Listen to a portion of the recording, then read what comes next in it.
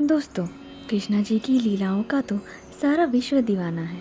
ऐसी ही एक कहानी है श्री कृष्ण जी के मोर पंख धारण करने की। एक दिन जब कृष्णा जी और उनके दोस्त जंगल में गैया चराने गए थे, तब वो सब थक के सो गए। थोड़ी देर बाद जब कृष्णा जी उठे तो उन्होंने सोचा, अब मैं सभी को जगा देता हूँ और बांसुरी बजा के दूर घास खा रही गैया को भी बुला लेता हूँ।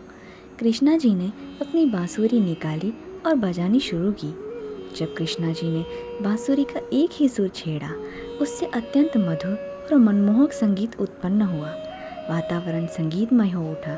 सभी गैया और कृष्णा जी के दोस्त उनके पास आकर बैठ गए। उनके संगीत का प्रभाव इतना था कि गोवर्धन के सभी मोर प्रफुल्लित हो उठे और अपनी मधुर आवाज़ से उन्होंने वातावरण को भी मधुर और प्रफुल्लित कर दिया। बांसुरी की मधुर आवाज़ में मगन होकर सभी मोर नाचने लगे। कृष्णा जी, जो सभी कलाओं के ज्ञानी हैं, वो उन्हें देखकर बहुत प्रसन्न हुए। उन्हें देखकर मुस्कुराए और बांसुरी की मधुरता छेड़ते रहे। सभी मोर अपनी प्रसन्नता दिखाने के लिए साथ मिलकर गाने लगे और अपने पंख फैलाकर नाचने लगे। उनकी आवाज़ से सारा गोवर्धन गूंज उठा। जब सभी मोर नाच रहे थे, तब मोर के राजा कृष्णा जी के कमल जैसे पैरों के पास गए, उन्हें नमन किया और उन्हें अपनी भाषा में, जो सिर्फ कृष्णा जी समझ पाते थे, उनसे धन्यवाद कहा और उन्हें अपने साथ नाचने का आग्रह किया। कृष्णा जी ने उनकी विनती मान ली। उनके बीच गए और सभी मोर के साथ नाचने लगे। उनका ये मनमोहक रूप देखकर सभी मोर और भी प्रसन्न होकर उनके साथ नाचने लगे। गोवर्धन के सभी प्राणी और कृष्णा जी के दोस्त मंत्रमुग्ध होकर ये दृश्य देखते रहे। कोई भी अपनी आंखें कृष्णा जी के मोहक नृत्य से हटा ही नहीं पा रहा था। कृष्णा जी की बांसुरी उन दिनों मानो अपनी अलग ही धुन गा रही थी। ये दृश्य गोवर्धन की शोभा को और भी मनमोहक बना रहा था। इतने समय तक नाचने से कुछ मोर थक गए और रुक गए, लेकिन कृष्णा जी नाचते रहे। बहुत समय के बाद जब वो रुके तो वातावरण में अजब सी शांति फैली हुई थी।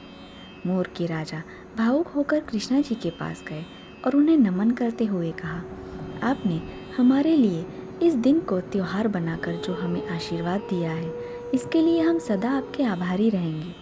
आपको गुरु दक्षिणा देना हमारा धर्म है। हमारे पास एक ही धन है, वो है हमारे पंखों की सुंदरता।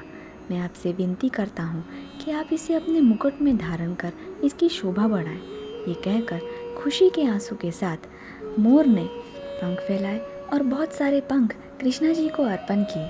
कृष्णा जी ने अत्यंत प्रेम से उनकी इच्छा को स्वीकार किया और कुछ पंख उठाकर अपने मुकुट में धारण कर लिए। उसके बाद से वो मोर पंख धारण करने लगे और तभी से हम उन्हें मोर मुकुटधारी कृष्णा कहने लगे। दोस्तों, ये कहानी हमें बताती है कि हम कितनी मूल्यवान वस्तु भगवान को अर्पण कर रहे हैं, वो महत्व नहीं रखता। भगवान तो एक फूल से भी प्रसन्न हो जाते हैं। हम कितने भाव से उन्हें अर्पण कर रहे हैं, वो ही सबसे महत्वपूर्ण है। ऐसी ही नई कहानियों के लिए चैनल को लाइक और सब्सक्राइब ज़रूर करें। धन्यवाद।